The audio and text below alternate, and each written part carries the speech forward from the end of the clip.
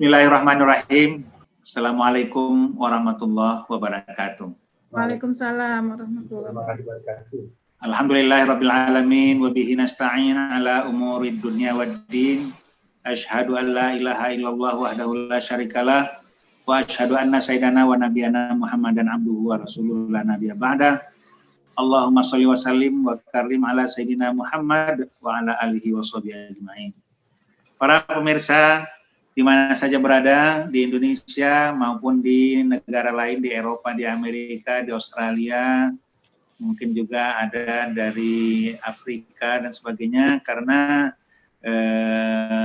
acara ini kadang-kadang kita kirimkan juga ke teman-teman di berbagai negara, sehingga tidak hanya di Indonesia tapi mereka juga bisa menyaksikan. Mudah-mudahan semua mendapat ridho dari Allah Subhanahu wa taala. Acara kita adalah yang kita namakan acara ngopi bareng dengan Kai Dubes Tosari Wijaya. Ini sudah berlangsung beberapa kali, sudah 3 episode dan setiap episode ada beberapa bagian.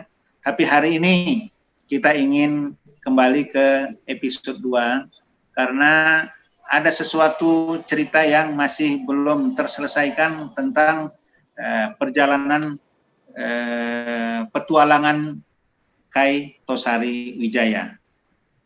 Cerita petualangan ini sangat menarik sekali karena tidak semua orang, anak muda senang berpetualang.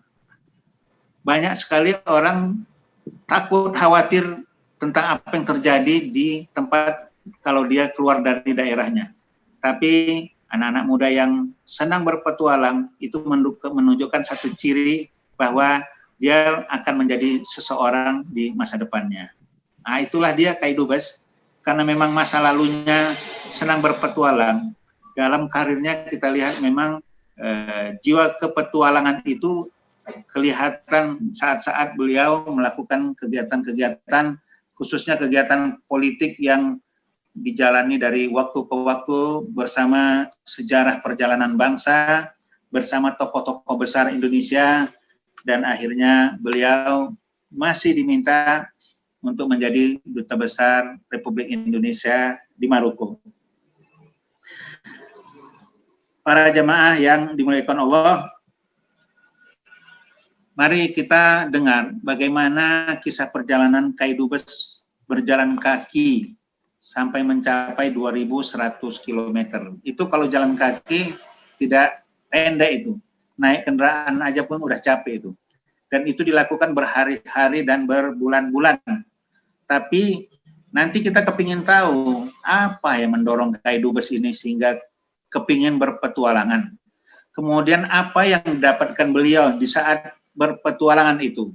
Dan semuanya itu nanti akan menggambarkan background kehidupannya yang membentuk karakternya sehingga karakter itu terlihat nanti di saat-saat beliau berjuang di tengah-tengah masyarakat.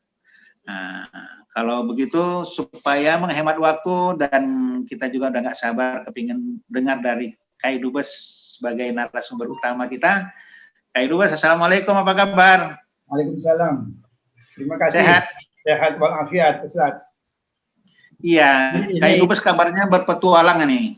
Jadi ada tamu kita yang hadir di Zoom ini. Ya. Ibu Lilis Nurul Husna. Ya. Kemudian ada Pak Beni Kusbini sudah hadir juga, Ustaz.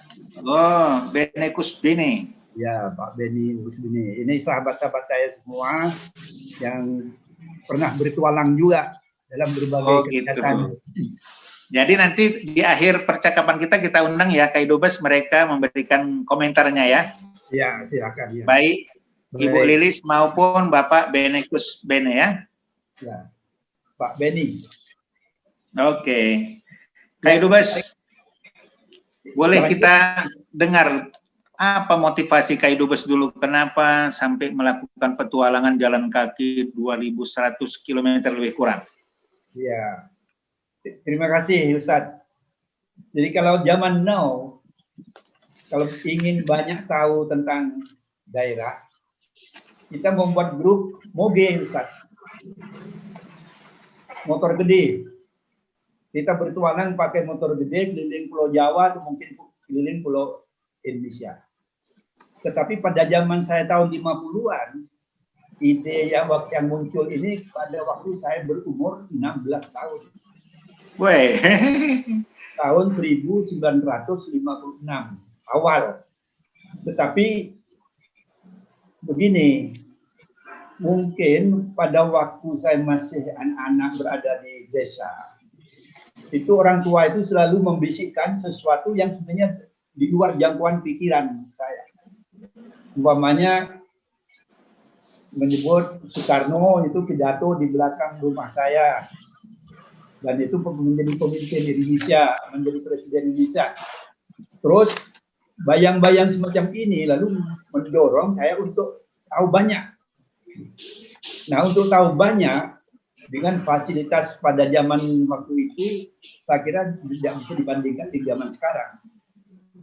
Pertama, kita akan datang ke tempat itu, yang namanya tur itu tidak ada, Ustaz. Di kampung saya itu tidak ada istilah piknik, tur itu tidak ada. Kalau mau pergi ke luar daerah, paling nyegat truk kalau ada lewat. Kalau ada itu. Nah, satu ketika pada akhir tahun 55, saya membaca sebuah koran. Mengapa saya familiar dengan beberapa koran?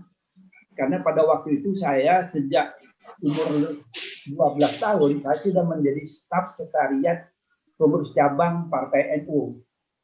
Jadi banyak informasi lewat cabang NU, termasuk koran. Nah, jadi ada korannya ya? Ya, macam-macam koran. Korannya sendiri ada, namanya Duta Masyarakat. Nah, salah satu koran yang menarik perhatian saya itu ada sebuah berita seorang Bugis namanya Lawalata. Orang Bugis Lawalata, dia ingin melakukan perjalanan jalan kaki keliling Indonesia. Lawalata orang mana nih? Lawalata, orang Bugis. Lawalata. Ya, Sulawesi Selatan. Sulawesi. Ya. Jadi saya membacanya di koran. Nah, ini mungkin yang menjadi inspirasi bagi saya, berita di koran itu yang menjadi sumber inspirasinya. Tetapi saya tidak melakukan perjalanan sebagaimana yang dilakukan oleh Lawalata, dan juga tujuannya juga berbeda. Kenapa? Karena saya sejak umur, di samping di kampung saya sudah familiar dengan kehidupan keagamaan. Ketika saya pindah ke kota, umur 12 tahun itu sudah menjadi sekretariat pengurus cabang Partai NU. Lalu ada pengajian-pengajian bersama para ulama besar yang berada di Pondok Pesantren Genggong, Pondok Pesantren di Nurul-Jadid. Itu kiai-kiainya itu sangat familiar dengan saya, membantu beliau-beliau itu. Nah, ketika ada berita orang berjalan kaki keliling Indonesia, saya lalu berpikir, kalau orang lain bisa, mengapa saya tidak? Wah, itu dia. Itu pada umur 16 tahun, Ustaz. Jadi pada awal Januari berjalannya itu mulai berangkat di tanggal 6 Januari 1956. Jadi umur 16 tahun.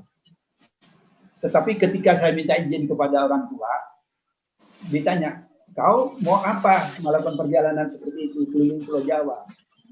Nah, saya kebetulan punya tim, ada 3 orang yang melakukan perjalanan ini.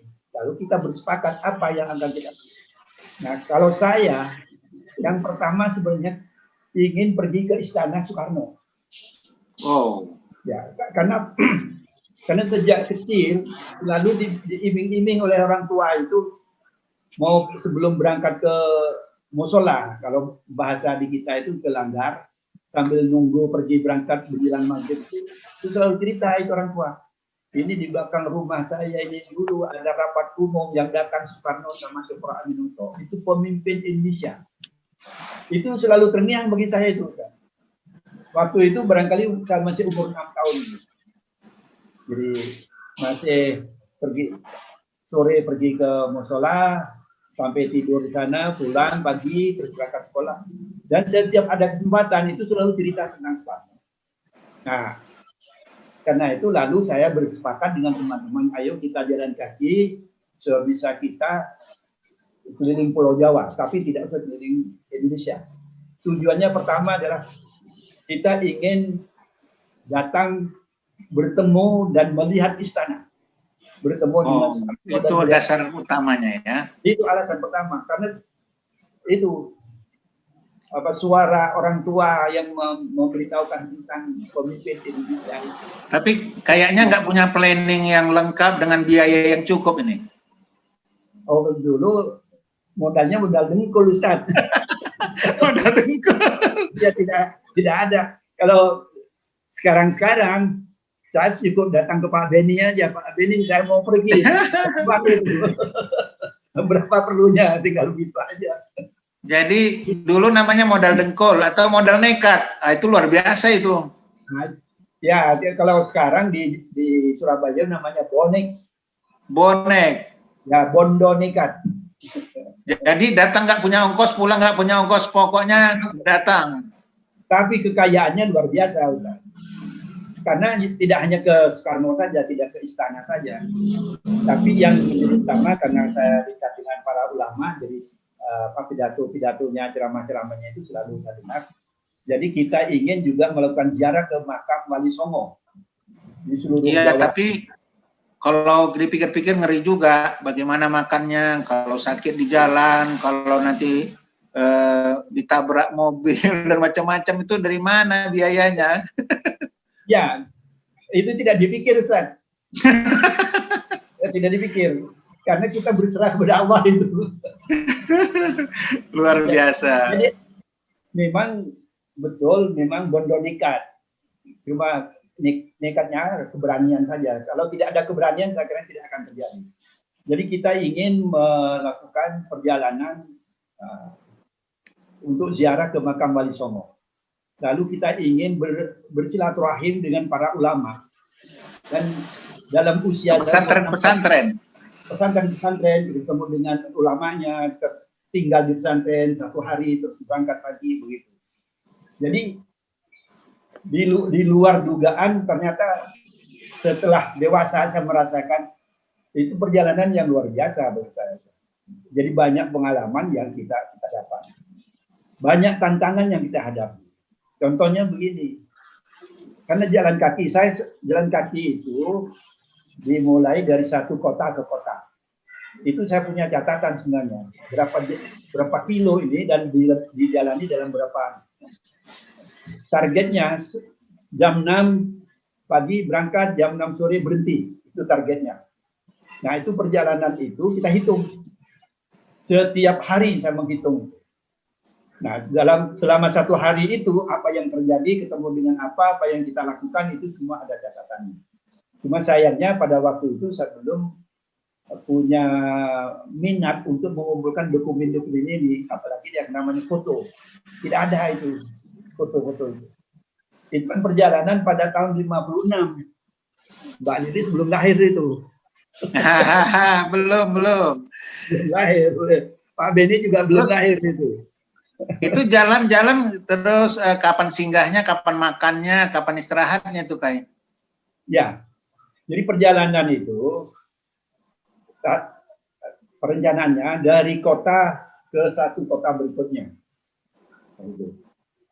Jaraknya itu bisa berbeda.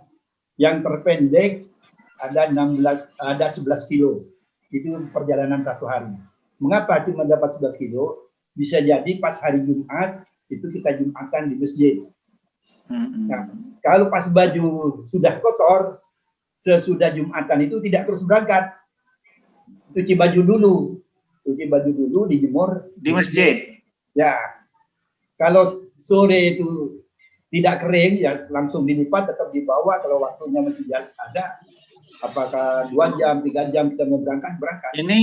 Ini mirip jamaah tabligh ini. Jadi dakwah dari masjid ke masjid, kemudian di masjid cuci baju, masak nasi. Jangan-jangan jamaah tabligh itu niru saya itu, Ustaz. Mungkin karena itu satu metode yang efektif ya kan. Langsung jumpa jamaah di masjid, kemudian di situ bisa tinggal di situ, nggak mengeluarkan duit. Nah, yang mungkin termasuk given, ada semacam ada pembelian yang menguntungkan karena saya berangkat atas nama Kepanduan Ansor bertiga. Ada kita bertiga, saya paling muda, kalau ada yang dua lebih tua dari saya, dua-duanya, tetapi mungkin inisiatif banyak datang dari saya. Tapi yang tua itu kita jadikan kayak boleh nanya Kai, waktu itu di kantong Kai duitnya berapa itu? Tidak punya, Ustadz. Iya. Semua tidak ada punya uang itu. Luar biasa. Ya, itu berhari-hari, berbulan-bulan. Bonex itu. Jadi, nah karena kita berpakaian pandu Ansor, itu masih baru anak-anaknya, karena NO itu tadinya jamiah begitu, jadi LSM lah kayak begitu, kayak ormas. Tapi kemudian pada tahun 46 bergabung dengan Masyumi menjadi partai politik. Tapi pada tahun 52 NO itu memisahkan diri dengan Masyumi. Jadi Masyumi menjadi partai Masyumi, kemudian NO menjadi partai NO pada tahun 52. Tahun 52 itu juga lahir Kepanduan Ansor. Sehingga dalam perjalanan saya yang merupakan Pandu Ansor itu banyak orang yang ngajak nginep di rumahnya dalam perjalanan itu. Oh, jadi itu jadi modal kayaknya ya? Modal itu. Ikan kan ini berangkat. Dengan menyebut saya ini Ibnu. Oh, saya ini pemuda Ansor, udah langsung di welcome katanya, ayo tinggal rumah saya, ayo makan gitu ya kayak.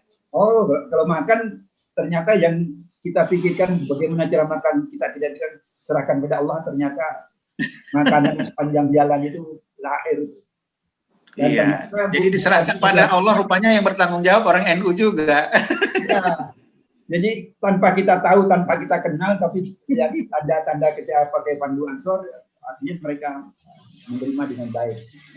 Tapi barangkali bukan hanya orang NU aja yang nolong Kai, mungkin ada orang lain yang merasa, siapa Kai kira-kira selain orang NU? Kalau termasuk menjadi tema perjalanan kita, jadi kalau kita melewati perkantoran, apakah kantor bupati, apa itu kantor kecamatan, atau ada kantor kepala desa, saya berhenti di tempat itu, minta tanda tangan dan minta stempel dan membuat semacam pernyataan begitu, Bu. Oh, itu mau metode juga itu, dengan minta tanda tangan, dengan dengan cara seperti itu silaturahim, mereka juga pasti berpikir untuk membantu ya. Ya, mereka kita mohon membuat semacam pernyataan, testimoni, kesan ya, testimoni, kesan atau pesan begitu. Itu hampir sepanjang jalan tuh, kalau masuk ke 3 kantor saja 3 kali makan itu. Iyalah. Jadi rezeki Allah itu ternyata ada di mana-mana, itu betul. Memang saya perhatikan kayak orang yang pejalan kaki atau naik kendaraan, kalau dia singgah di satu tempat, biasanya orang setempat itu senang sekali dan rasanya bahagia, bangga kalau sempat menjamu orang itu atau bisa melakukan sesuatu. Itu memang udah bawaannya kayaknya.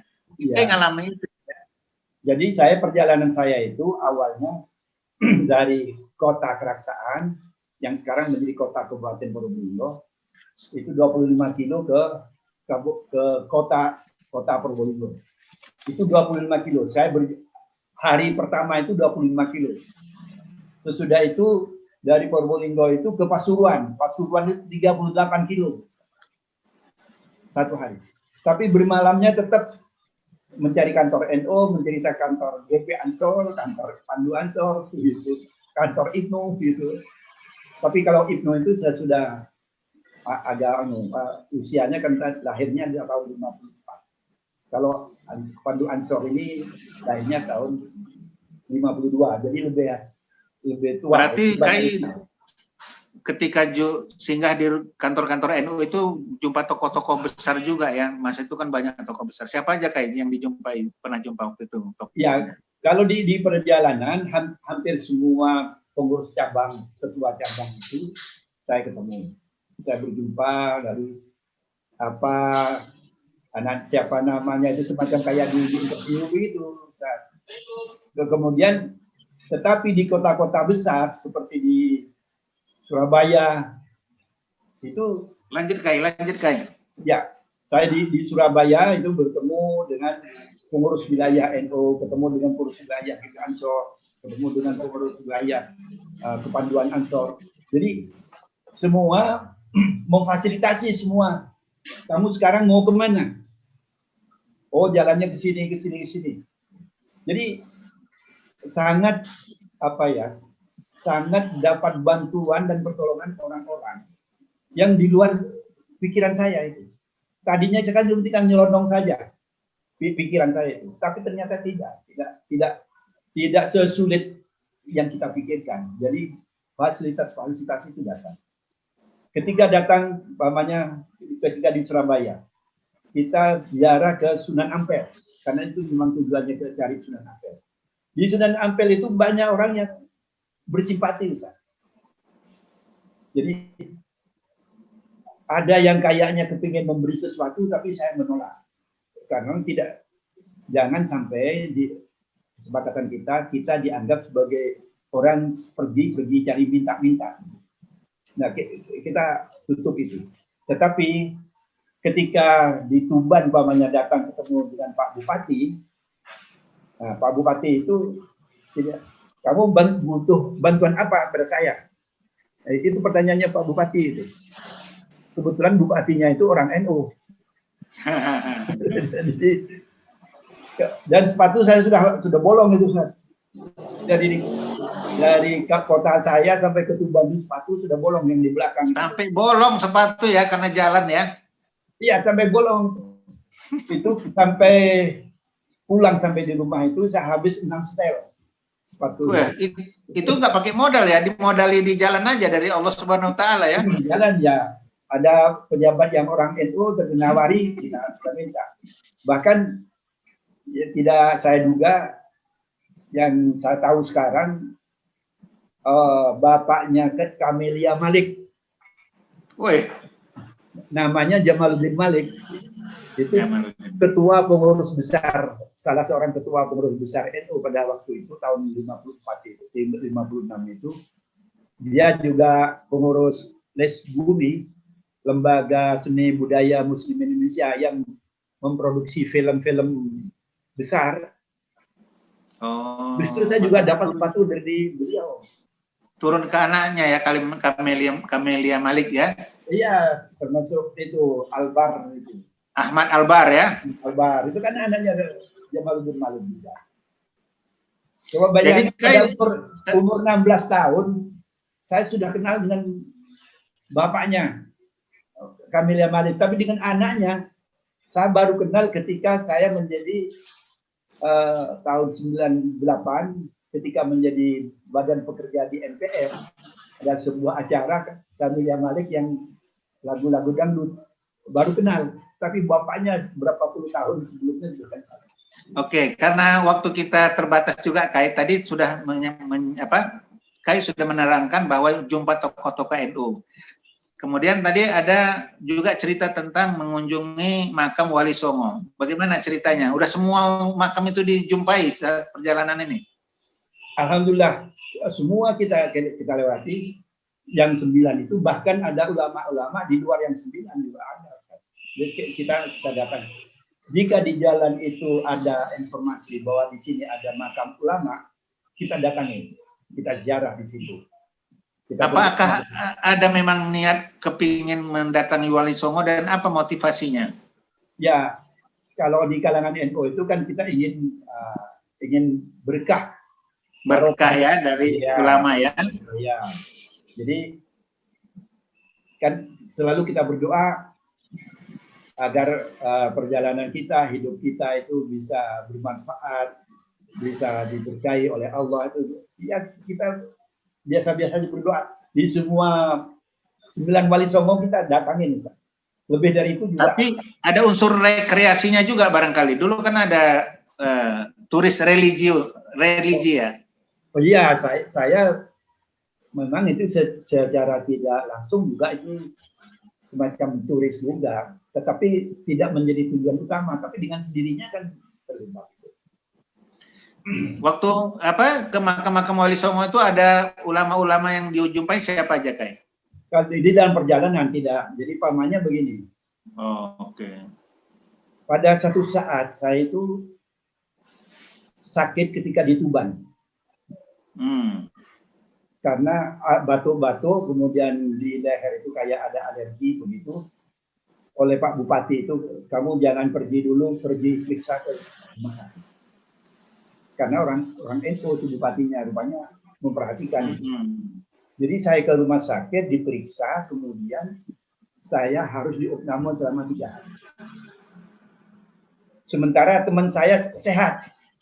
Kemudian dia berangkat sendiri. Selama 3 hari itu pisah dengan saya. Jadi pisah ya? Iya.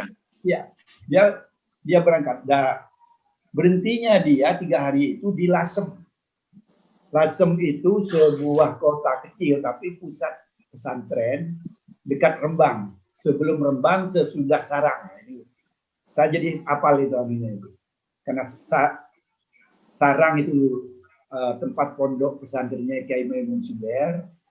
Saya lewat sana, kemudian masuk Lasem, sesudah Lasem Rembang, dan seterusnya. Nah, sesudah saya sehat 3 hari itu, saya harus naik truk mengejar teman itu. Kita janjian bertemu di pondok pesantren Lasem. Ketemunya di masjid, Ustaz. Bisa ketemu truk itu gimana? Oh, saya kan bawa itu bendera pandu, semapur namanya. Oh, di stop gitu? Ya, jadi saya keluarin itu begini-begini, nyetop truk supaya bisa diangkut. Nah, banyak akalnya ya? Ya, memang kalau tidak banyak akal bisa mati rata. Luar biasa. Nah, ketika di Lasem itu, saya kemudian langsung bertiga dengan setelah teman-teman itu ketemu Pak Kiai Maksum. Al-Mafurullah Kiai Maksum, bapaknya Pak Kiai Ali Maksum Rakyat. Saya berada di pondoknya beliau, disuruh nginep di pondok itu selama 1 malam. Jadi saya pergi pondok ketemu ulama. Jadi Kai selain jumpa pengurus NU juga singgah ke pondok-pondok pesantren ya? Iya, pondok pesantren juga kita berhenti ketemu ulamanya, jadi kita silaturahim, kita minta nasihat apa itu. Ya, setelah dinasihat pasti kita minta doa. Nah, semua perjalanan itu ya, hampir rata-rata tujuannya itu religi untuk membangun karakter, untuk menjadi dapat dipercaya, kemudian mempunyai semangat. Itu dicari sepanjang jalan itu. Siapa yang kita datangi, kita minta nasihat, yang tertulis, ada yang dengan lisan.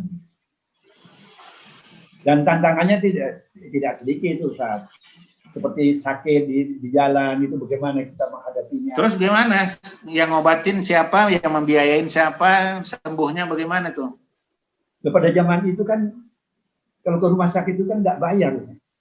Oh, nggak bayar? Nggak bayar. Berarti lebih kayak zaman dulu lah. Sekarang kalau ke rumah sakit bayar. Program pemerintah saja kita bayar. Itu tes COVID itu. Iya. Jadi kan dulu nggak bayar, Ustaz.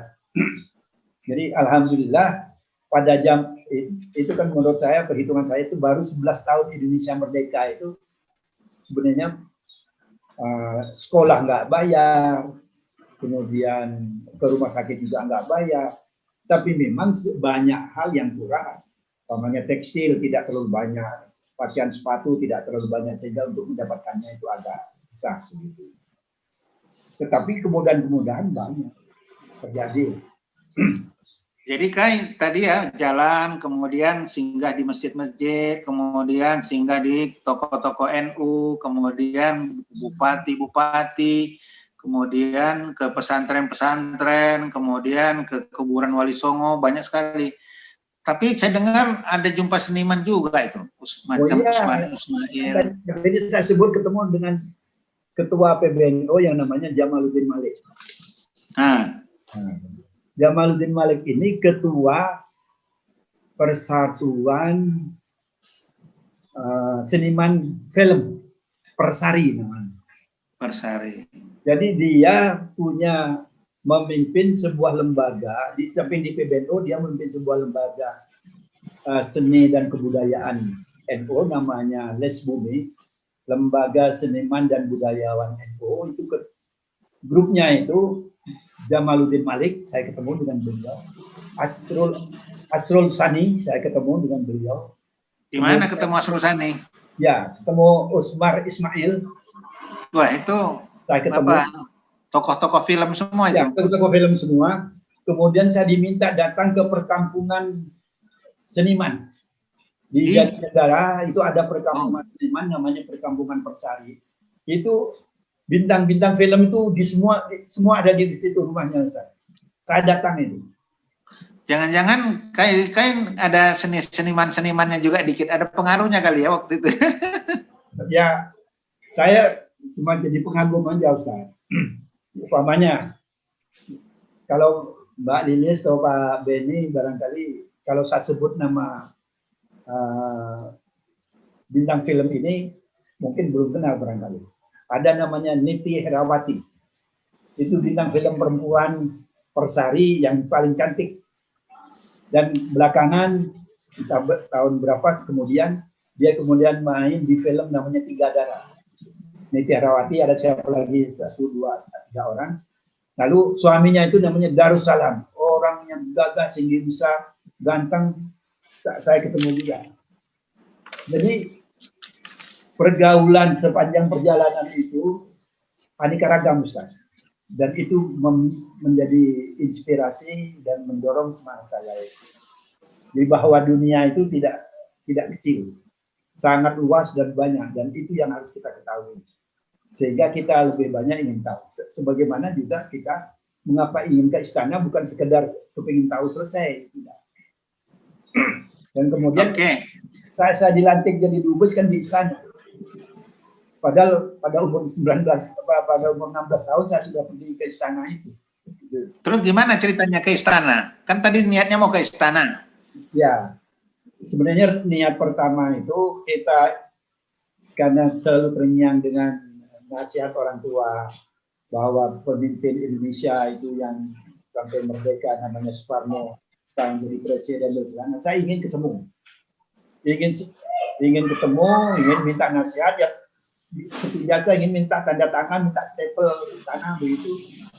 Nah, ke istana itu ternyata saya bisa masuk ke seluruh ruang istana itu, tetapi tidak ketemu dengan Soekarno. Kemungkinan berada di luar kota. Kalau saya menyebut luar kota, kemungkinan ada di Bogor atau di Panas atau di Tapak Siring. Itu istana. Tapi nekat kayak? Ya, kalau nggak nekat, tunggu Pak Beni belum lahir. Masih umur 16 tahun kepingin ke istana dari kampung desa ya kan, terus benar-benar masuk ke istana ya. Masuk ke istana dan alhamdulillah saya merasa senang karena militer yang menjaga pintu itu mempersilahkan saya dan saya diantar mendaftar, kemudian di ini ruangan lukisan koleksi Presiden Soekarno itu saya dibawa ke sana. Oleh karena itu juga dulu saya sekarang punya galeri koleksi lukisan. Jadi ternyata di belakang hari Kai bukan hanya kepingin di istana, sering di istana bermusyawarah sama para tokoh-tokoh, sama presiden, sama menteri, sama DPR. Ya. Itu doanya para ulama saya kira. Luar biasa. Jadi kalau dulu hanya kepingin ke istana, tapi akhirnya sering di istana ya bersama-sama presiden. Ya. Berikutnya. Apalagi pada waktu saya menjadi wakil ketua DPR, hampir setiap saat ada konsultasi dengan presiden. Waktu itu presiden Gus Dur.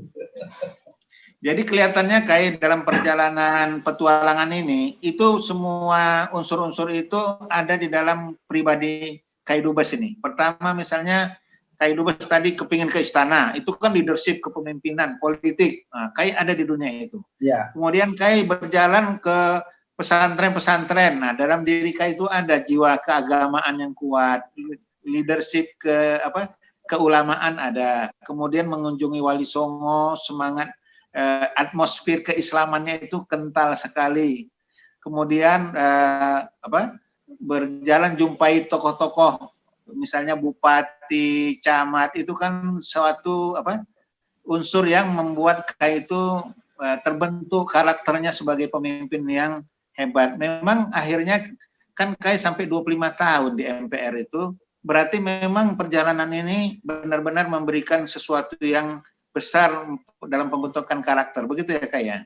Ya, kalau saya mengatakan karena saya tawaduk kepada ulama yang pengasuh, karena memang sejak kecil saya memang dulunya kan saya kepingin jadi kiai, Ustaz.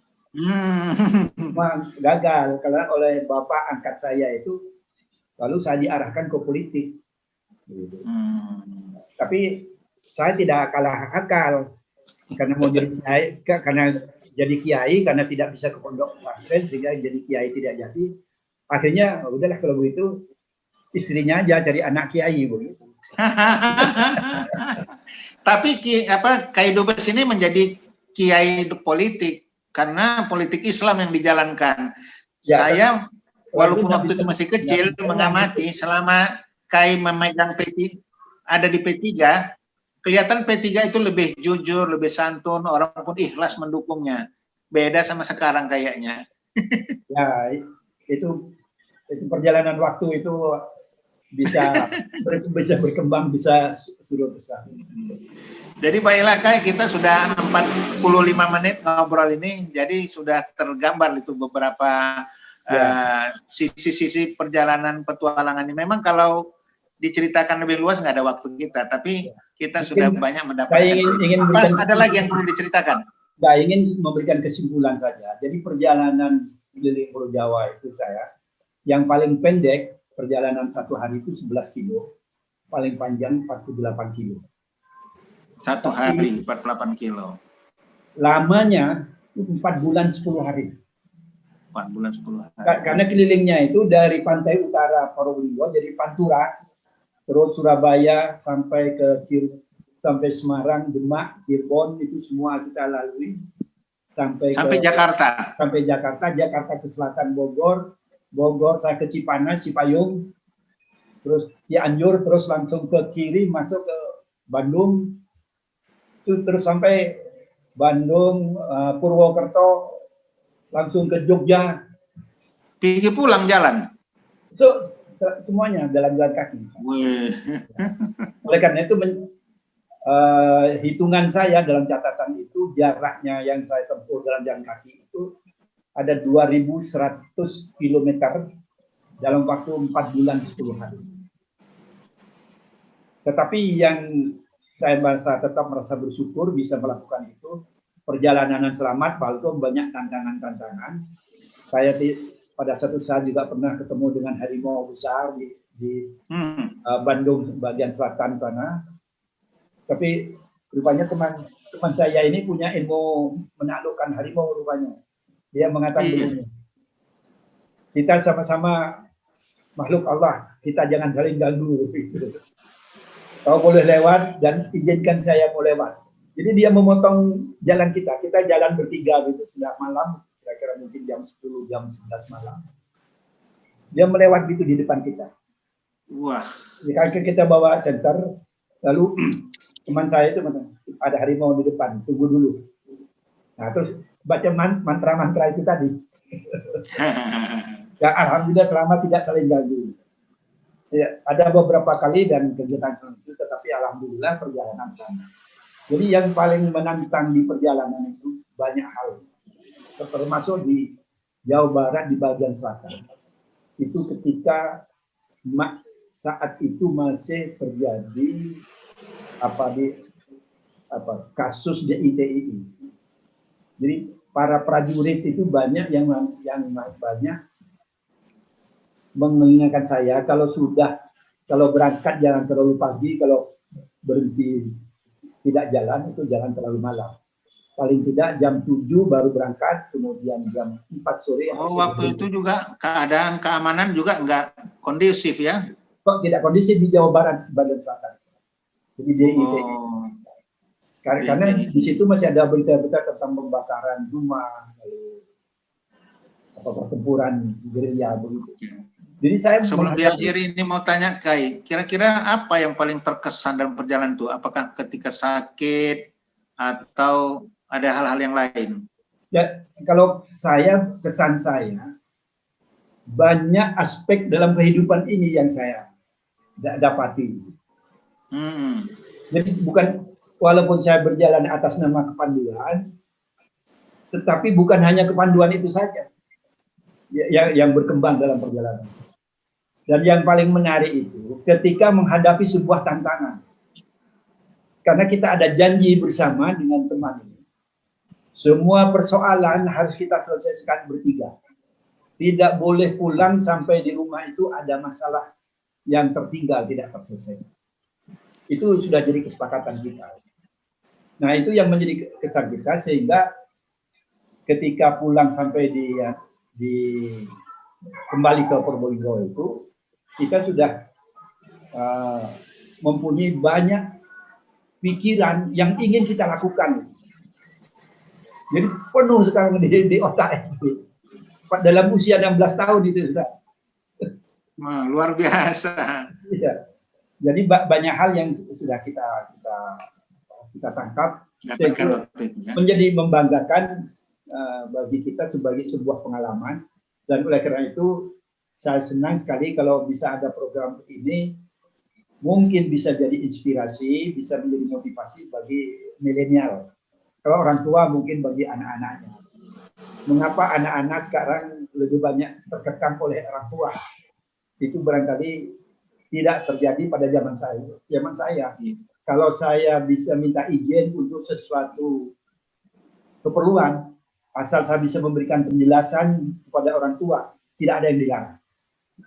Luar biasa. Kita tidak memperkirakan perjalanan sampai 4 bulan itu. Perkiraan saya 2 bulan selesai, tapi ternyata tidak. Dan itu ada pertanyaan yang belum. Jadi orang tua tidak pernah menanyakan bagaimana komunikasi, tidak ada. Tidak ada telepon di tengah jalan dulu. Tapi luar biasa ini, berani menantang keadaan tanpa modal yang jelas, tanpa perencanaan, luar biasa. Ada pertanyaan yang lupa saya belum ditanya. Itu waktu jalan itu kaki kram atau capek yang luar biasa atau gimana waktu itu? Oh, tidak. Capek ada, tapi sudah waktu saya sebelum berangkat itu tidak ada yang memberitahu. Begitu berhenti, kalau sudah bersih-bersih badannya, tiduran, naikkan kaki ke atas. Jadi naik kaki ke atas. Kayak digantung begitu, Ustaz. Jadi nggak pernah kram kakinya, Kai, selama perjalanan itu? Mungkin karena masih muda juga, Ustaz. Kalau sekarang, iya, 16 tahun. Kalau sekarang berarti 2 kilo sudah masalah. Lecet-lecet juga enggak? Ada lecet, tapi setelah beberapa hari sudah sembuh. Wih. Karena kita menggunakan kaos kaki pandu itu, kemudian sepatunya bukan sepatu kulit, jadi masih agak lentur, jadi masih aman gitu. Iya. Bawaannya itu kira-kira sekitar 8-9 kilo yang dipanggul itu. Dan itu panjang perjalanan itu menjadi beban kita. Baiklah Kai, kita mau silaturahim nih sama tamu-tamu kita. Ibu Lilis, Pak Bene, Pak apa? Selamat sore. Kus Bene ya. Kusbini, Pak. Kusbini. Bene Kusbini. Iya. Siapa duluan Pak Kai? Pak Kai Dubas nih. Apa Mbak Lilis? Mbak Lilis dulu. Silakan Mbak Lilis. Silakan. Pak Beni dulu monggo. Pak Beni, Pak Kusbini, Beni Kusbini dulu. Selamat sore Ibu Lilis. Silakan. Nama saya Beni. Sore, ya silakan Pak Beni dulu Pak, monggo. Ini silakan kasih komentar Pak, apa kesannya. Muhammad Ghazi ini hadir juga di sini. Muhammad Ghazi ini kepala sekolah SMP di Paiton di daerah saya itu. Di mana Paiton ya? Probolinggo ya? Ya, Probolinggo. Kepala sekolah SMP. Energi listrik itu Paiton. Ya, betul. Oke. Monggo silakan Pak Beni. Oke, terima kasih Pak Kiai Ahmad, moderator. Ini sangat inspirasi sekali penjelasan Pak Tosari, tapi kita patut bersyukur beliau pada umur 80 tahun, saya ingatnya masih luar biasa. Ini kita patut acungkan jempol terhadap kesehatan Pak Tosari. Dan kedua, perjalanan beliau tahun 56, beliau waktu 16 tahun, itu perjalanan 2.100 km harus dilalui dengan 4 bulan 10 hari. Di mana saat itu sistem komunikasi kita belum ada seperti sekarang. Ini patut kita acungkan jempol terhadap Pak Tosari. Yang ketiga, luar biasa organisasi NU ini, solidnya. Semoga ke depan NU lebih solid lagi. Bagaimana perjalanan Pak Tosari selama 4 bulan 10 hari, beliau di masjid selalu didukung, selalu disupport oleh para santri-santri NU yang ada di daerah itu. Itu yang sangat membanggakan kita. Semoga organisasi Islam ini bukan hanya berkembang di Jawa saja, mungkin bisa di antara Indonesia seperti yang dilakukan oleh para santri-santri yang membantu Pak Tosari tersebut. Itu yang ketiga. Yang keempat, semangatnya. Pak Tosari ini bukan saja semangatnya yang luar biasa, inteligensinya luar biasa, bagaimana beliau melakukan approach setiap daerah supaya mendapatkan kemudahan-kemudahan. Kita membutuhkan pemimpin seperti yang dilakukan Pak Tosari itu pada saat ini. Kalau kita punya pemimpin seperti Pak Tosari, seperti sini, insya Allah Indonesia itu yang betul-betul damai, indah, sejahtera. Kita mendambakan. Jadi perjalanan karir Pak Tosari ini menurut saya patut difilmkan. Patut disebarluaskan kepada milenial muda, anak-anak muda. Yang penting semangat. Kalau ada semangat, pasti ada jalan keluar. Nah, semangat Pak Tosari ini sudah luar biasa. Perjalanan karir politik beliau dari anak desa, berangkat ke Jakarta, karena saya sudah baca buku beliau. Belajar buku perjalanan Pak Tosari itu. Bagaimana beliau waktu di Jakarta, tidur di gudang, dan diganggu hantu. Nah, hari ini saya mendengar perjalanan Pak Tosari 4 bulan 10 hari, sampai 4 kali ganti sepatu. 6 kali. 6 kali. Iya. Sampai Tidak pakai modal sendiri. Ganti sepatu, sampai berlobang. Luar biasa. Kan? Ya, luar biasa ini. Nah, lalu yang keberaniannya yang luar biasa. Bawa uang pun tidak. Iya. Bawa bekal pun tidak. Iya. Mungkin bawa kompas pun tidak. Tidak ada kompas seperti itu. Tapi itulah kebesaran daripada Allah Subhanahu wa taala atas nekat Pak Tosari dan kawan-kawan. Beliau tetap segar bugar sampai sekarang umur 80 tahun dan bisa melakukan perjalanan keliling Indonesia, Pulau Jawa, dari Probolinggo terus ke Jakarta, kembali lagi hanya ingin melihat istana. Tetapi perjalanan hidup Pak Tosari lain lagi. Beliau bukan hanya melihat istana, tetapi beliau banyak berkiprah, ketemu pemimpin-pemimpin Indonesia, pemimpin-pemimpin dunia di istana pada saat beliau menjadi anggota DPR RI dan pada saat beliau menjadi wakil ketua DPR RI. Saya kira ini patut dicontoh oleh para politisi muda sekarang bahwa menjadi anggota DPR tadi disampaikan sampai 5 periode itu tidak gampang. Tidak gampang. Nah, ini patut dicontoh para politisi muda sekarang apa yang sudah dilakukan Pak Tosari. Jadi ini saya bilang Pak Tosari ini bukan saja tokoh bangsa, tetapi adalah tokoh politik besar Indonesia yang langka dan patut dibuka sejarah hidup beliau sehingga ini bisa menjadi panutan kita semua, sehingga segala kebaikan, segala perjuangan yang sudah dicontohkan beliau ini bisa ditiru oleh generasi-generasi muda sekarang. Saya kira ini patut masuk Guinness of Book Pak Tosari ini. Jarang. Iya. Ya, perjalanan hidup yang sebegini komplit. Dari desa, menjadi hidup di Jakarta, menjadi politician, menjadi anggota dewan, menjadi wakil ketua DPR, menjadi 25 duta besar. tahun Pak di parlemen. 25 tahun di parlemen. Iya, 25 tahun menjadi anggota DPR RI, lalu menjadi duta besar kembali. Sekarang dengan umur 80 tahun beliau sehat walafiat dan daya pikirnya masih luar biasa. Dan masih aktif menggerakkan pesantren dan lain-lain. luar biasa. Justru itu, ini menurut saya ini adalah buku berjalan. Buku berjalan, Ya, setuju. Pak Tosari. Jadi kita sangat sayangkan kalau semua ilmu Pak Tosari ini tidak dibukukan.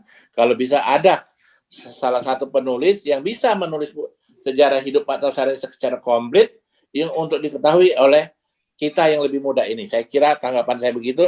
Tidak ada kata lain sebenarnya Pak Tosari. Saya luar biasa hormat, luar biasa Pak Tosari, luar biasa. Ya. Barangkali ada pengalaman kerjasama dengan Pak Beni Ustaz di federasi. Silakan komentar, Pak. Ya, federasi koperasi. Barangkali juga bisa dikomentari ketika kita. Ya, sebetulnya saya bersama Pak Tosari ingin sekali menggerakkan ekonomi rakyat itu melalui koperasi.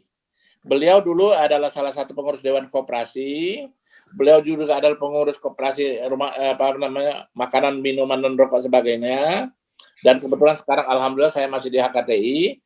Tapi sangat sayang, suasana politik di perkoperasian pada saat itu sangat kental sekali. Tapi semangat beliau ingin memajukan koperasi sebagai sokong guru ekonomi, terutama di perdesaan adalah luar biasa. Tapi ya itulah namanya, kita sudah berusaha luar biasa dengan Pak Tosari Wijaya untuk menggerakkan Dewan Koperasi, dan saya alhamdulillah bisa kenal lebih dekat dengan Pak Tosari adalah pada saat beliau menjadi salah satu ketua induk koperasi di Indonesia, beliau menjadi salah satu ketua Dewan Koperasi Indonesia, beliau menjadi salah satu penasihat di Dewan Koperasi Indonesia. Semua wejangan-wejangan beliau pada saat itu adalah sangat teduh, damai, sejuk, luar biasa, dan sangat mengayomi. Cuman sayang sampai hari ini gerakan koperasi belum bisa menjadi lokomotif ekonomi di kita. Mudah-mudahan ke depan sangat berharap melalui NU gerakan koperasi ini bisa menjadi lokomotif ekonomi kita di Indonesia sini. Dan perjuangan Pak Tosari di gerakan koperasi luar biasa. Saya juga sangat hormat sama beliau. Begitu. Terima kasih. Sampai sekarang masih mempunyai cita-cita dan menggerakkan langsung di pesantren, bagaimana pesantren itu supaya sejahtera, jangan kehidupannya susah. Itulah dia Pak Tosari, tokoh kita. Luar biasa, luar biasa. Masih terus.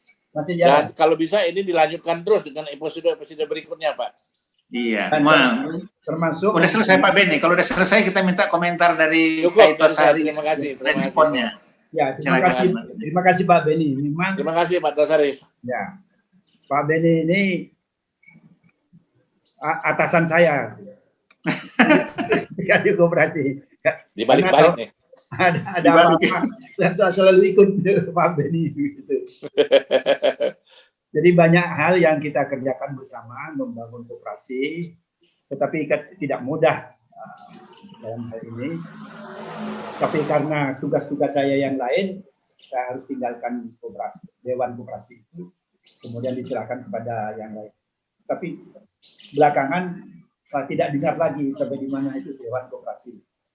Saya kira itu. Jadi sampai sekarang saya masih ada komunikasi. Mudah-mudahan kita walaupun tidak seluruhnya, sebagian kecil sekalipun, kita masih bisa ada sesuatu yang bisa berbuka. Contohnya begini ya. Hari-hari ini saya sedang memproses satu badan kerjasama perdagangan dan investasi Indonesia. Masih. Luar biasa, luar biasa. Jadi ini tahun depan itu akan ada dua pameran internasional di Maroko, dan kita akan ikut membawa pengusaha-pengusaha Indonesia ke sana. Ke Maroko. Ya, ke Maroko. Masih. Nanti pada masih jadi duta besar beliau. Iya. Walaupun masih aktif. Karena begini, saya merasa punya hutang kepada Maroko, kepada raja, karena saya termasuk keluarga kehormatan dinasti Al-Alawi. Jadi raja itu dinasti Al-Alawi, saya dimasukkan sebagai anggota kehormatan. Iya, dikasih bintang jasa waktu itu kan? Iya. Jadi ini yang mengikat saya harus memberikan sesuatu kepada rakyat dan masyarakat ini Maroko lewat kerjasama yang kita bangun. Insya Allah. Luar biasa. Ya. Luar biasa. Oke, Ya. Pak Beni, Ya. Pak Beni, ini percakapan kita ini pun bagian dari apa nanti catatan sejarah perjalanan KAI Tosari. Saya tambahan sedikit. Waktu Pak Tosari jadi duta besar, kebetulan putri saya yang bungsu waktu itu kuliah di Inggris, dan beliau main ke Maroko, dan luar biasa senangnya mereka dengan teman-teman. Kita mau nginap di hotel, Papa nggak boleh, harus nginap di rumah dubes. Kita dijemput seperti diplomatik, kita dikasih mobil, luar biasa. Apa yang dilakukan terhadap mahasiswa kita yang kalau nggak salah ada 6 orang waktu itu main ke Maroko, akhirnya difasilitasi semua sama Pak Tosari Wijaya. Terima kasih Pak Tosari ini. Terima kasih. Iya. Ini kita bakal ceritanya nanti seru sekali, tapi kita masih cerita masa lalunya KAI Tosari. Tapi nanti kalau udah sampai kepada cerita politik, cerita terakhir jadi duta besar, itu memang kelihatan luar biasanya. Ini kita hanya melihat background karakternya. Kenapa beliau sampai seperti itu sekarang ini? Karena karakter yang terbentuk pada masa lalu. Keteguhannya. Iya, terima kasih Pak Beni. Sekarang terima kasih Pak Kiai. Selamat sore. Assalamualaikum warahmatullahi wabarakatuh. Tosari, terima kasih. Selanjutnya kita minta Ibu Lilis, mungkin ada sesuatu yang ingin disampaikan. Ya, nanti sesudah Ibu Lilis bisa ini Muhammad Ghazi. Muhammad Ghazi, kepala guru SMP di mana? Di Paiton ya, Mas Ghazi. Nah, nanti yang ketiga, Mbak Lilis dulu. Bu Lilis, silakan Bu. Assalamualaikum warahmatullahi wabarakatuh. Salam. Terima kasih Pak Abdul Munim, Mas To. Saya belum bisa memanggil Pak Ambasador ini kecuali dengan Mas To. Iya, kita manggil KAI Dubes, kakek Dubes. Beruntungnya jadi anak buah di Lakpesdam itu panggilan Mas itu bisa abadi itu, jadi merupakan privilege itu, hak istimewa untuk manggil Mas To, karena beberapa senior yang lain sampai hari ini kami masih manggil Mas walaupun usia terus bertambah gitu. Salam kenal Pak Beni, kemudian Mas Zainuddin. Salam kenal kembali. Ghazi. Senang sekali tadi mendengarkan penuturan satu penggalan sejarah dari Mas To, baru sebagian saja. Saya tuh sebetulnya agak speechless ya, nggak tahu mau ngomentarin apa. Karena saking takjubnya, saking di luar bayangan bahwa hal itu bisa dilakukan oleh seorang remaja 16 tahun. Udah dewasa belum ya? Kalau 16 tahun itu, kalau 18 tahun. Belum bisa dapat SIM. Ya? Nggak boleh dapat SIM belum. Nikah pun nggak boleh belum. Apalagi sekarang undang-undangnya 19 tahun ya, boleh nikah. Nggak jauh. Saya sering baca itu ya, orang berjalan kaki itu di komik-komik persilatan aja itu, kayak di komik Kopingho dan sebagainya, itu berjalan kaki. Itu pun bukan umur 16 tahun itu, udah pemuda. Iya. Jadi appreciate, dan saya kira kita mendapatkan satu pelajaran yang sungguh luar biasa, dan seperti Pak Beni Kusbini tadi, saya usul juga kalau boleh ini dijadikan buku, Mas To, sehingga lebih banyak lagi yang bisa mempelajari bagaimana sebuah penggalan sejarah dari seorang pemimpin yang kemudian menjadi ambasador di Maroko dan masih aktif, masih produktif hingga saat ini, karena basis pembangunan karakternya itu yang kuat sekali, yang luar biasa. Kan katanya seorang pemuda itu nggak boleh bilang ini bapakku gitu, tapi bilang ini aku gitu. Nah, sepertinya ini yang kemudian modalnya Mas To ini bukan teori lagi gitu, tapi sudah menjadi laku.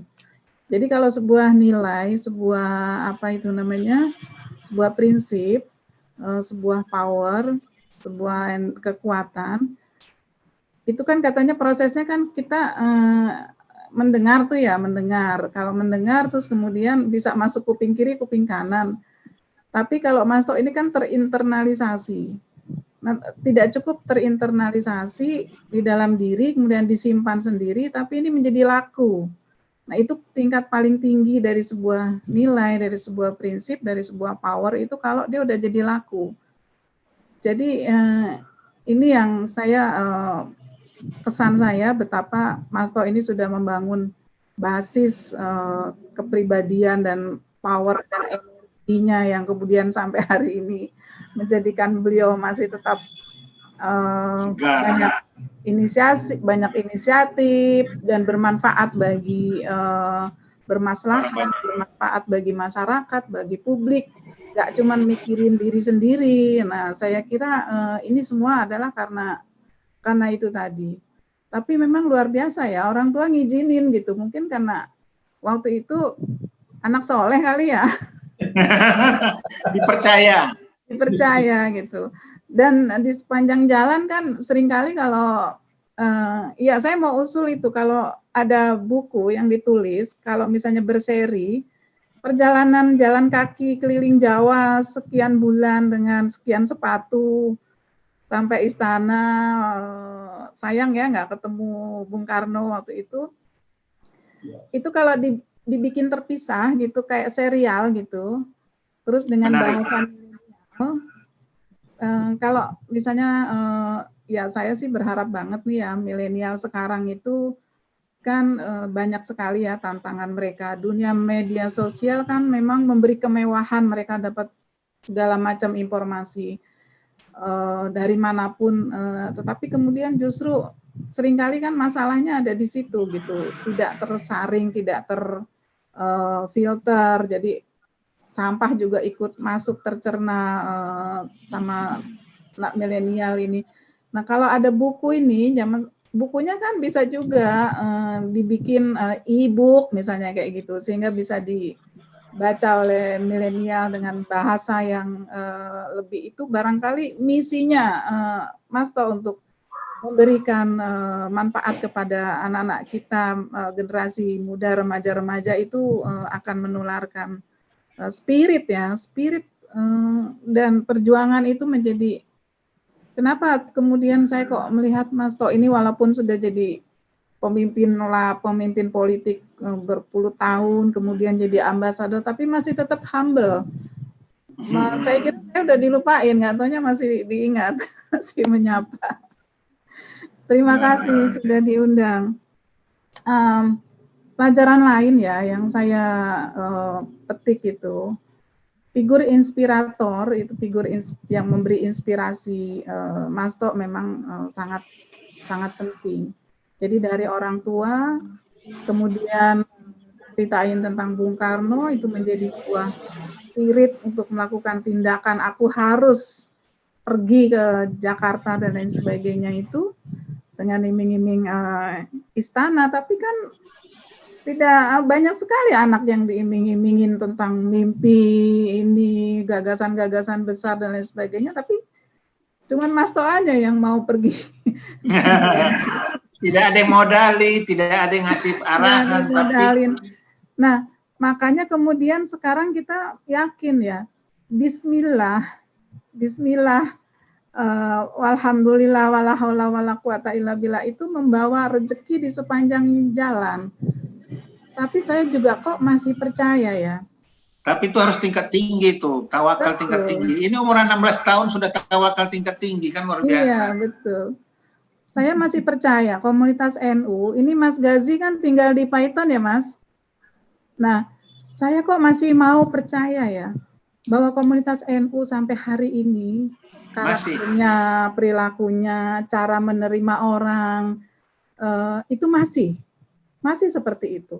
Mungkin yang sebagian masyarakat udah agak sedikit berbeda. Misalnya ada anak 16 tahun hari ini jalan kaki terus mampir terus mampir ke kantor bupati yang entah dia NU atau bukan, belum tentu dia tidak memiliki welcome seperti itu, ketulusan untuk menerima tanpa prejudice, misalnya dengan empathy, langsung memberi pertolongan. Jangan-jangan ada juga yang siapa lu misalnya.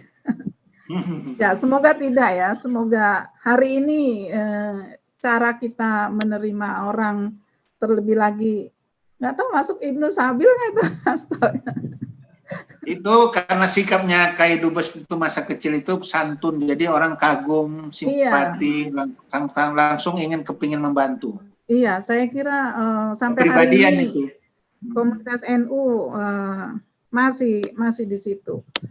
Jadi kalau Mas To jadi orang besar ya karena sejak dini, sejak remaja udah banyak kan ini ya, orang menghindari tantangan, orang menghindari kesulitan. Ya, banyak anak itu nggak mau susah, maunya enak. Nggak mau nggak mau banting tulang, maunya metik hasil saja, misalnya kayak gitu. Tapi ikhtiar seperti ini kan menggambarkan bahwa luar biasa. Tantangan itu dihadapin, tidak dihindari, kesulitan itu diatasin, tidak ditinggal lari gitu. Jadi ini juga benar-benar pembangunan karakter yang luar biasa. Saya beruntung Pak Abdul Muin.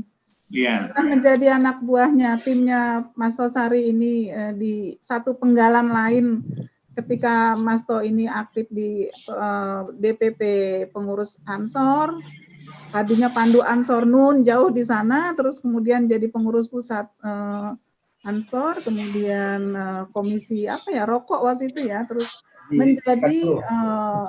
menjadi aktivis di Lakpesdam NU, Lembaga Kajian dan Pengembangan Sumber Daya Manusia NU. Disitulah saya sempat berguru menjadi juniornya Mas To.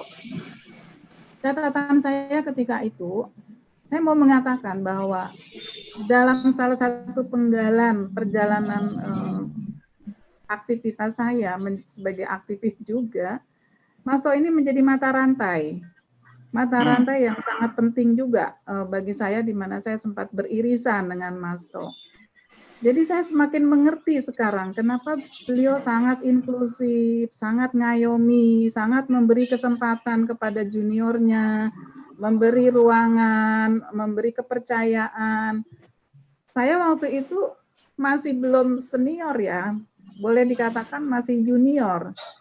Masih Patayat waktu itu. Patayat itu ya umurnya 30-an ya Mas To ya. Ya. Saya diberi kepercayaan menjadi tim pelatih, di mana yang dilatih itu pengurus cabang NU yang sebagian besar itu kiai. Jadi kalau misalnya sekarang orang tahun 90-an bicara gender, tahun 80-an belum ada yang bicara gender. Iya. Di pidato-pidato itu soal gender apa, Mas To itu sudah sekali lagi menjadi laku kesadaran bahwa perempuan ini punya kesempatan yang sama, tidak kamu perempuan nggak usah ikut pelatihan, ini pimpinan kiai-kiai semua ini. Tapi Mas To tidak. Saya beruntung ketika itulah bersama Kiai Sahal, bersama Gus Dur, berkesempatan untuk berada di dalam satu ruang untuk di mana kesempatan belajar dari tokoh-tokoh besar Kiai Sahal dan Gus Dur. Satu kali ada training fasilitator di Solo. Itu 3 minggu atau 1 bulan ya Mas To. Kami sip-sipan, saking lamanya. Hari gini Mas To, saya sering kalau diundang untuk melatih fasilitator, cuman 3-4 hari, saya bilang, saya selalu mengutip itu.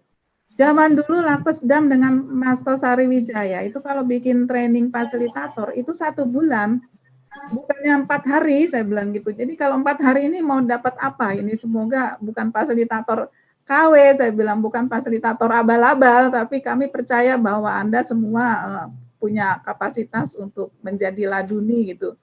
Jadi sering. Jangan-jangan tanpa honor itu ya? Tanpa honor ya? Nggak pakai ongkos. Paling ongkos. Harus di jalan. Ya itu honornya itu luar biasa itu.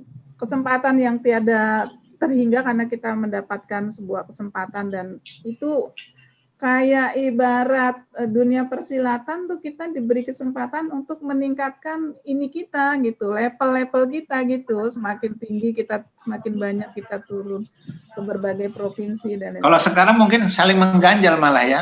Iya. Menjegal. Jadi itu kenangan yang luar biasa, Mas To, yang selalu saja tidak lupa. Saya sering banget ngerepotin Mas To itu.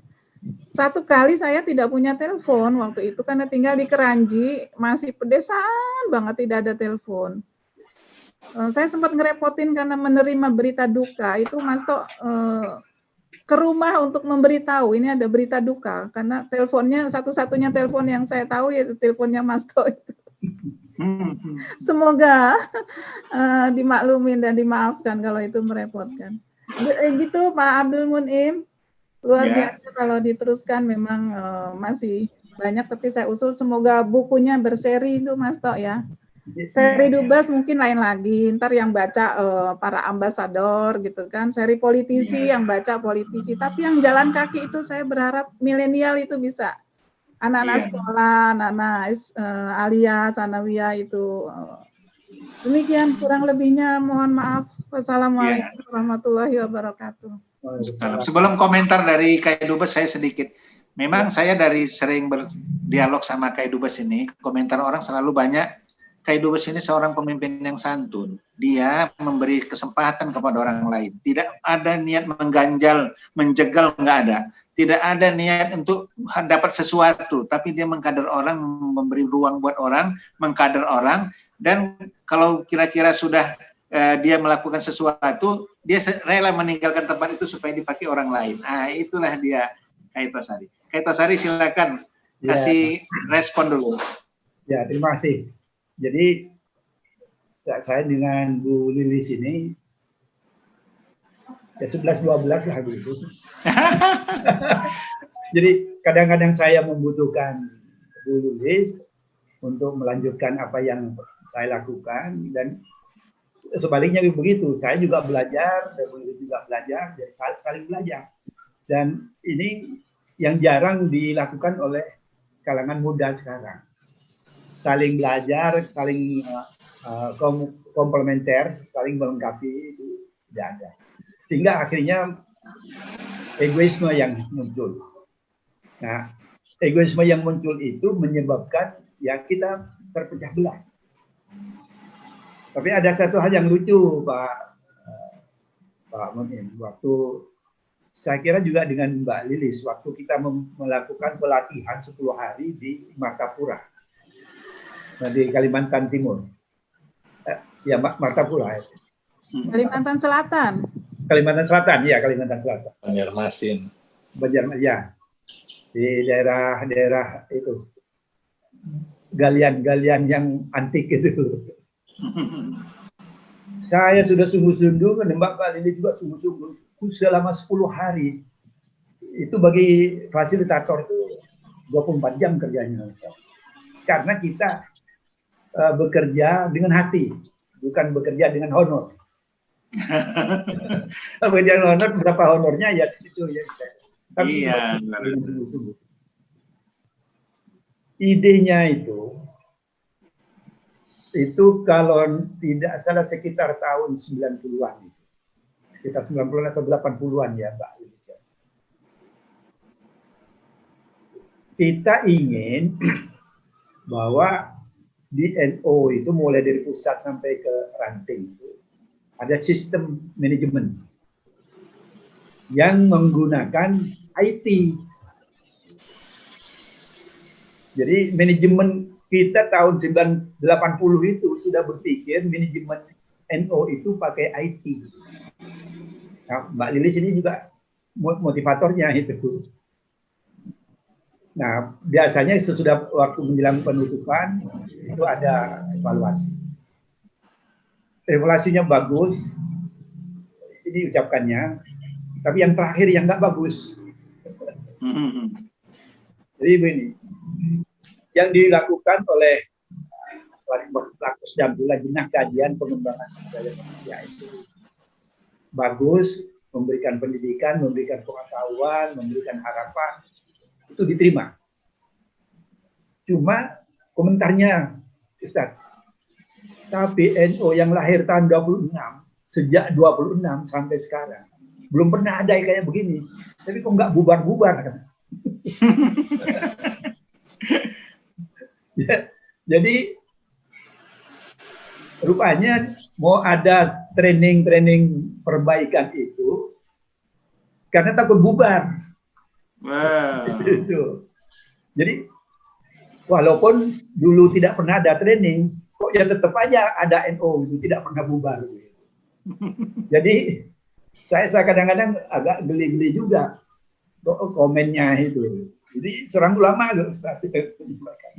Saya bilang ya mungkin hari ini Pak Kiai juga berpendapat seperti itu. Mungkin saya juga begitu. Tapi mungkin tunggu sebulan, 2 bulan, setahun, 2 tahun barangkali bisa diendapkan dulu. Kalau perlu nanti kita diskusi lagi sampai itu. Oh iya ya, saya juga mau kepingin ikut lagi. Tapi kepingin ikut lagi walaupun tidak bubar. Jadi, banyak pengalaman yang menarik ya. Jadi dengan Bu. Baik, Kai. Membangun budaya manusia. Saya kira itu. Jadi saya terima kasih Mbak Lilis komentarnya. Kemudian tentang buku, saya berniat seperti itu. Sebenarnya ini kan semua direkam dalam menjadi YouTube atau menjadi di Facebook, ada dokumentasinya, dan mungkin orang yang akan menulis itu bisa melihat dari dokumen itu. Jadi saya ingin juga kalau ini bisa terbit jadi buku dalam bentuk seri. Kalau di sini namanya episode 1 tagar 1, episode 1 tagar 2 dan seterusnya. Episode 3 tagar 1 di YouTube. Tapi nanti saya berharap juga bisa jadi buku. Jadi mungkin digabung-gabung. Insya Allah akan mudah-mudahan ada rezeki itu bisa atau ada orang yang menawarkan untuk mau. Semoga insya Allah. Baik, kan masih ada satu lagi tamu kita yang mau kita persilakan, Bapak Muhammad Gosi. Silakan Pak, masih ada ya? Ada, masih. Oke, masih. Nah, silakan mungkin memberikan komentar yang baik buat kita sekarang. Silakan. Oke. Assalamualaikum warahmatullahi wabarakatuh. Waalaikumsalam. Terima kasih Ustaz Abdul Mun'im sebagai moderator, terus tokoh nasional yang sangat menginspirasi kita, Kai Dubes Haji Tosari Wijaya, Mbak Lilis, dan yang hadir sore ini. Terima kasih kesempatan yang telah diberikan. Kai Dubes ini kalau di rumah saya biasa manggil Mas Tosari seperti Mbak Lilis ya, karena memang sudah dari silsilah keluarga katanya dengan orang tua saya di rumah. Jadi dari segi pendidikan Mas Tosari ini, Kai Dubes ini sangat menginspirasi kami. Bahkan saya sebagai pendidik memberikan contoh real ke anak-anak itu loh, anak desa itu menjadi tokoh nasional, jadi sampai menjadi duta besar di Maroko. Jadi Mas Tosari ini sangat menginspirasi kami, anak-anak muda, selalu memberikan semangat pada kami yang di sini, karena kebetulan saya diamanahi lembaga yayasan yang sangat disupport sekali oleh Kai Dubes ini, sangat disupport sekali dari segi perencanaan, dari segi finansial juga. Kami sangat terbantu dengan beliau. Jadi dimanapun ada pendidikan, beliau akan selalu siap untuk membantu. Itu yang sangat menjadi kebanggaan kami. Bahkan kami di sini juga punya PR memberikan nama gedung untuk beliau gitu loh. Alhamdulillah. Karena beliau sangat mensupport sekali dari segi pendidikan ya. Jadi kami mungkin suatu saat Kaidubes punya jadwal ke daerah, kami bisa menyiapkan segalanya karena meresmikan nama gedungnya Kak Tosari Wijaya. Rencananya seperti itu. Nah, karena gedungnya sudah dipakai gitu lah, anak-anak membutuhkan dan sebagainya. Jadi pakai dulu lah, nanti kalau Pak Tosari punya waktu ke daerah, satu saat nanti bisa dijadwalkan untuk memberikan nama gedung, karena gedung itu juga ada bantuan dari Mas Tosari gitu ya. Jadi kami sangat bangga sebagai anak desa punya tokoh sekelas Pak Tosari Wijaya. Jadi mungkin itu sekedar, nanti bisa selanjutkan, sebenarnya panjang. Mas Tosari ini sangat menginspirasi, memberi semangat pada kami anak-anak muda yang di daerah untuk selalu berkembang, maju dan maju terus. Mungkin itu sementara Ustadz Abdul Mun'im yang kami sampaikan. Terima kasih Mas Tosari, semoga selalu sehat dalam lindungan Allah Subhanahu wa taala. Amin amin. Terima kasih Bapak Muhammad Ghazi. Kita mohon untuk Pak Tosari meresponinya sekaligus closing statement karena waktu kita sudah sampai. Mudah-mudahan bermanfaat pertemuan kita ini. Baik, terima kasih Mas Ghazi. Ya, memang acara ini kita bangun dengan cara santai, tidak terlalu serius, bahwa kitab yang tebal-tebal kemudian berdalil-dalil, tapi sedikit apa yang kita alami kita coba informasikan, dan syukur kalau ini bisa menjadi inspirasi. Bagaimana tadi waktu pertama saya kemukakan, ketika saya mau mengadakan jalan kaki itu hanya membaca sebuah koran saja, berita di koran, tapi ternyata hasil dari perjalanan itu, dari dibaca koran itu, kan akhirnya menjadi keinginan banyak orang ingin tahu lebih banyak apa sih isinya perjalanan kaki itu, kemudian keuntungan bagi milenial apa itu kan akhirnya menjadi luar biasa inspirasi yang dimunculkan itu. Nah, maksudnya memang kita hanya ingin menyampaikan sesuatu yang mungkin bisa jadi motivasi, bisa inspirasi, bahkan bisa juga menjadi aktivitas. Jadi tidak sekedar inspirasi yang beku gitu, tapi menjadi aktivitas. Bukan hanya untuk dirinya sendiri, tapi juga anak-anak yang lain bisa mengajak anak. Saya kira ini banyak hal yang bisa dilakukan. Ya, mudah-mudahan kita terus bisa berkomunikasi terus. Ya, mudah-mudahan kita diberikan kesehatan sehingga bisa berkomunikasi terus, kita bisa bertukar pikiran. Dengan Mbak Lilis juga saya kira silaturahim tidak boleh putus ini. Ya, kita masih banyak kesempatan. Dan ini perkiraan saya masih 2 tahun lagi belum selesai ini. Lanjut. Setiap 2 minggu akan ada dengan cerita yang berbeda gitu. Makin ujung makin seru. Makin seru. Nah, tadi seperti yang dikomen oleh Pak Mun'im atau Pak, saya itu tidak pernah berpikir yang saya kerjakan itu, tidak pernah berpikir apa keuntungan yang saya dapat. Tidak pernah. Jadi yang mestinya sudah ada di tangan, kalau diminta orang, saya bisa berikan. Contohnya begini, ketika Gus Dur jadi presiden, saya tinggal 10 jam lagi mau dilantik jadi menteri.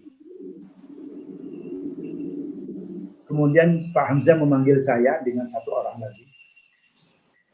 Di buku biografi saya tulis itu sedikit, tapi tidak sedetail yang kita ceritakan ini, dan tidak semua saya mau ceritakan. Cuma saya ingin menunjukkan bahwa saya bekerja itu tidak untuk kepentingan diri saya sendiri, tapi untuk kepentingan bersama. Ketika saya mau dilantik 10 jam lagi, itu kira-kira jam 1 saya dipanggil, besok jam 10 saya sudah dilantik mau dilantik. Nah, kemudian Pak Hamzah manggil saya, Mas Tosari, bagaimana kalau menteri itu serahkan pada si A. Mas Tosari nanti jadi wakil ketua DPR. Kalau secara secara bebas, kalau ditanyakan pada orang, kamu pilih wakil ketua DPR, kamu pilih menteri, pasti akan memilih menteri. Tapi saya tidak, Ustaz. Saya mengatakan begini, kepentingan siapa ini harus dialihkan.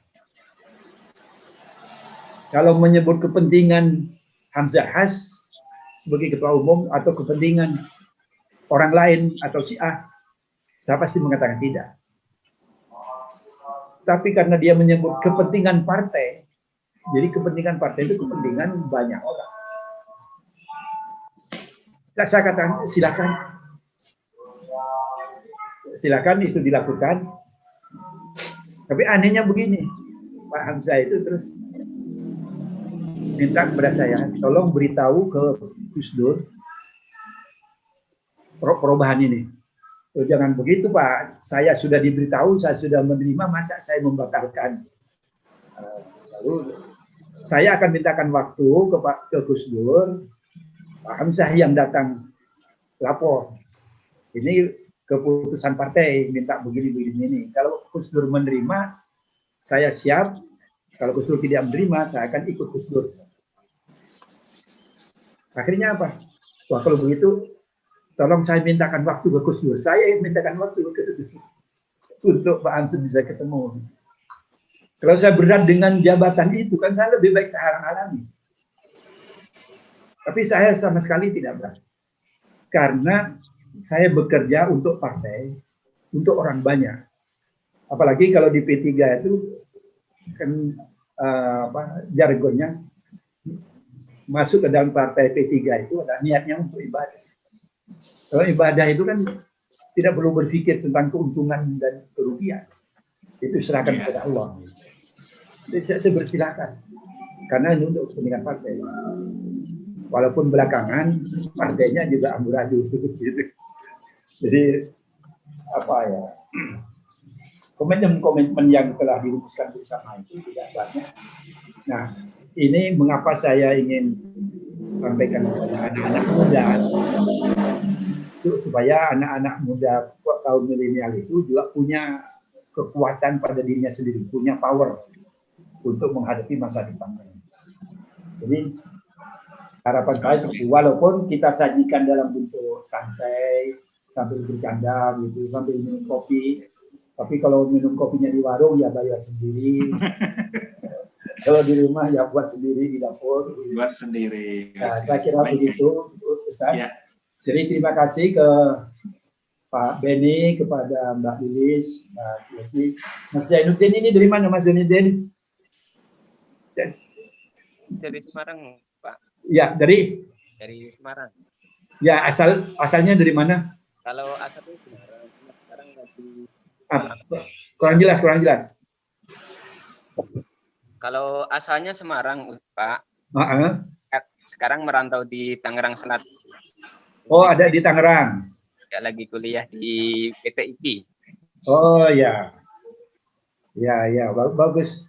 Ya, maaf, gabung di sini dapat info dari grup Nahdlatul Ulama yang di Malaysia itu, Pak. Kebetulan kan saya ikut gabung virtual An-Nahdliyin yang Malaysia, PCI-NO. Oh, PCI. Ya. Ya. Oke, nanti saya kirimi undangan untuk acara-acara berikutnya. Barangkali bisa. Orang itu Malaysia bisa ikut. Ya.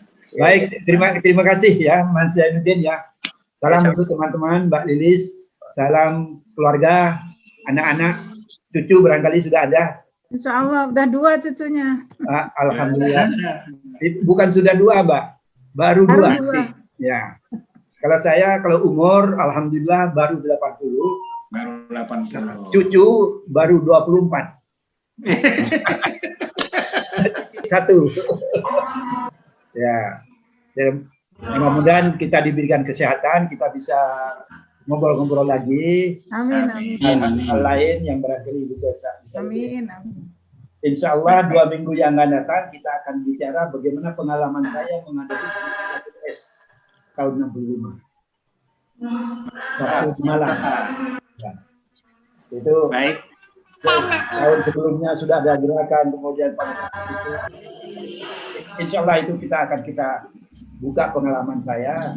Barangkali pada suatu saat, mudah-mudahan tidak ada lagi, tapi kalau ada,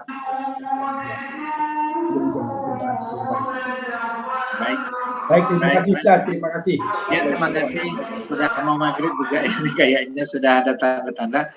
Mari kita ambil iktibar, contoh, motivasi dan pendidikan apapun nilai yang ada dari percakapan ini, karena memang kita tahu bahwa Pak Tosari adalah pemimpin di antara pemimpin lain di negara kita ini yang bergerak dan berjuang dari masa ke masa sampai hari ini masih tetap bersemangat. Mudah-mudahan kami yang muda-muda tetap bisa mengikuti jejak Kyai Dubes.